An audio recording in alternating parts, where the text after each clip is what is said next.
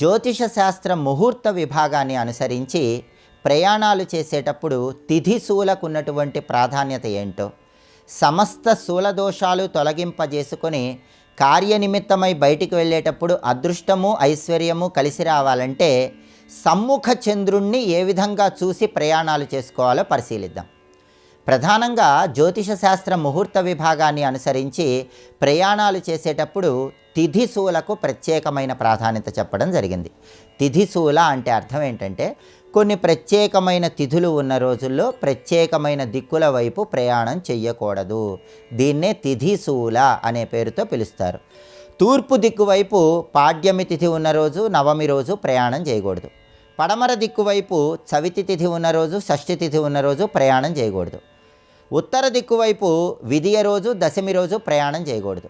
దక్షిణ దిక్కు వైపు పంచమి తిథి రోజు, త్రయోదశి తిథి రోజు ప్రయాణం చేయకూడదు. అంటే ఈ తిథులు ఉన్నప్పుడు ఆ దిక్కుల వైపు ప్రయాణాలు చేస్తే ప్రయాణాల పరంగా వ్యతిరేక ఫలితాలు ఎదురయ్యే అవకాశం ఉందని జ్యోతిష శాస్త్ర ముహూర్త విభాగంలో చెప్పారు. అలాగే దాంతోపాటుగా లగ్నాలలో స్థిర లగ్నాలు, చర లగ్నాలు, ద్విస్వభావ లగ్నాలని లగ్నాలను 3 రకాలుగా విభజించారు. ఎప్పుడైనా ప్రయాణాలు చేసుకోవాలంటే సాధ్యమైనంత వరకు స్థిర లగ్నాలలో ప్రయాణాలు చెయ్యకూడదు. చర లగ్నాల్లో కానీ ద్విస్వభావ లగ్నాల్లో కానీ ప్రయాణం చేసినట్లయితే అనుకూల ఫలితాలు వస్తాయి. కుంభలగ్నము, వృశ్చిక లగ్నము, వృషభ లగ్నము వీటిని స్థిర లగ్నాలు అంటారు. ఈ లగ్నాల్లో మాత్రం ప్రయాణం చేయకుండా మిగిలిన లగ్నాల్లో ప్రయాణం చేస్తే సానుకూల ఫలితాలు ప్రయాణాల పరంగా సిద్ధింపజేసుకోవచ్చు.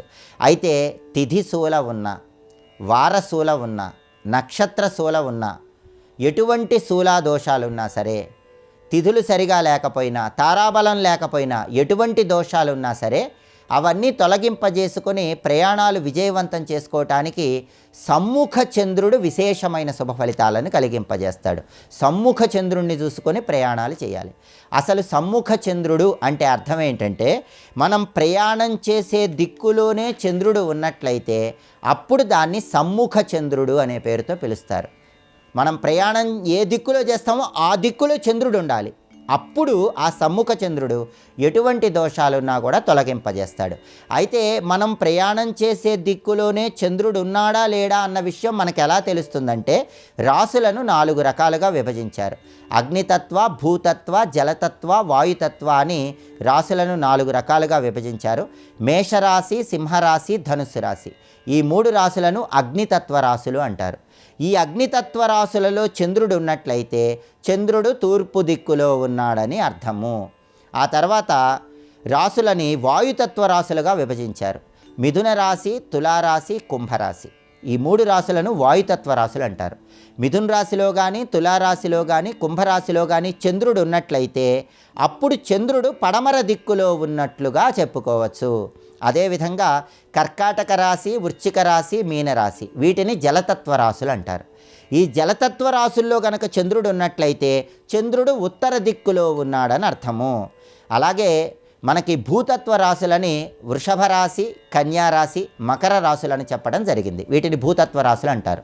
వృషభ రాశిలో కానీ, కన్యారాశిలో కానీ, మకర రాశిలో కానీ భూతత్వ రాశుల్లో చంద్రుడు ఉన్నట్లయితే చంద్రుడు దక్షిణ దిక్కులో ఉన్నాడని అర్థం. అలా మనం ఏ రోజు ప్రయాణం చేస్తున్నా ఆ రోజు చంద్రుడు ఏ రాశిలో ఉన్నాడో చూసుకోవాలి.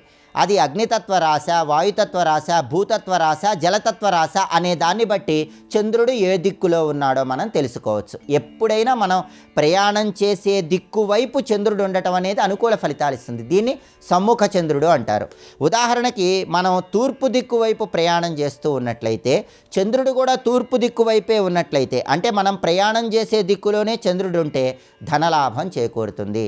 మనం ప్రయాణం చేసే దిక్కుకి చంద్రుడు కుడివైపు ఉన్నా కూడా ధనలాభం కలుగుతుంది. కానీ మనం ప్రయాణం చేసే దిక్కుకి ఎడమ వైపు చంద్రుడు ఉండకూడదు.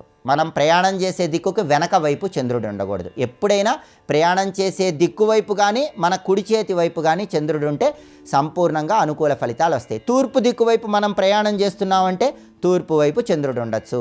మనకి తూర్పు దిక్కు వైపు ప్రయాణం చేసేటప్పుడు కుడివైపు అంటే దక్షిణం అవుతుంది.